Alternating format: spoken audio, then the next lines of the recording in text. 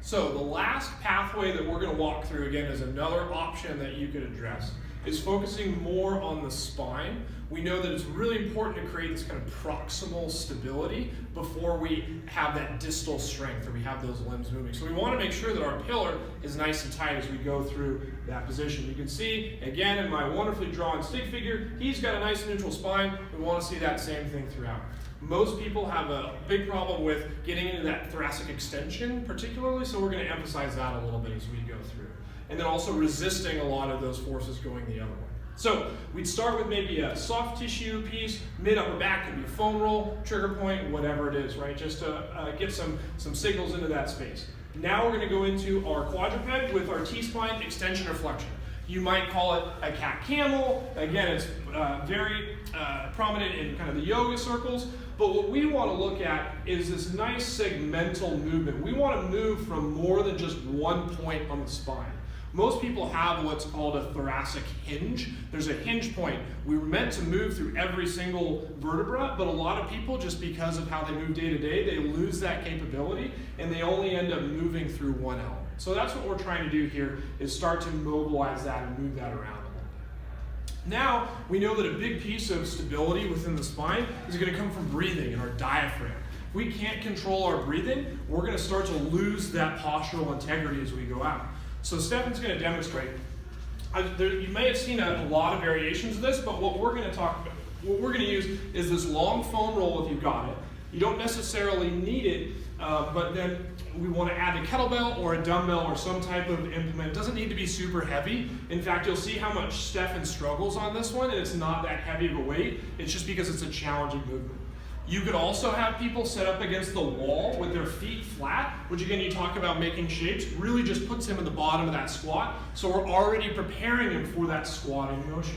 So first thing I want to cue is, again, start to breathe diaphragmatically, really pressing that air out and getting that rib cage down, right? So now from here, he's going to bring that kettlebell up overhead while resisting that extension. They're keeping that neutral spine and then coming back up. So you might do a few reps of that. Again, going through that, it's going to be very challenging. And what we're looking for is reducing that rib flare. You can even give a little bit of feedback here to make sure that they're not kind of coming up, and you give them that cue to just keep those ribs down. Cannot emphasize that enough. So the last one that we're going to look at is, again, more of a stability or patterning type emphasis. So if we have these bands, again, a lot of people have even the ones with the handles, which can work even better. You can hook them to either, if you have some type of bar somewhere, just some type of anchor point, or you can partner people up in the group setting and start to create a little bit of that community. So the big thing here, we want to get that T-spine nice and locked. He's going to squeeze those elbows back behind him, create that tension, sit back. He's getting a little bit of a core assist. This is also a little bit of a weight shift that he's getting forward that he's able to resist. Pull it back out, setting that spine, sitting down, again, keeping that nice neutral position, then coming back up. And I'll add on this one, we want to make sure they don't get into a position where they're leaning back and relying there. I should be able to, at the bottom, let go and stand up. So we want to make sure we keep them honest in that as well.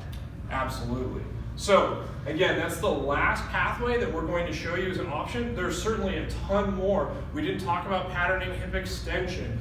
We didn't talk about, again, a ton of other elements that could be an opportunity for you to explore based on your population, based on what you've seen. But again, if we keep the same lens of, okay, what do I need? What's the movement that I need to focus on? What's going to be my red thread? What type of shapes are we making? What are going to be the limiting factors to those shapes? It's going to be really critical. Then tying that into your pillar prep, it's going to set the stage and set a lot of context for you to be able to coach it up through the rest of the session, create this nice, fluid, seamless experience for your members.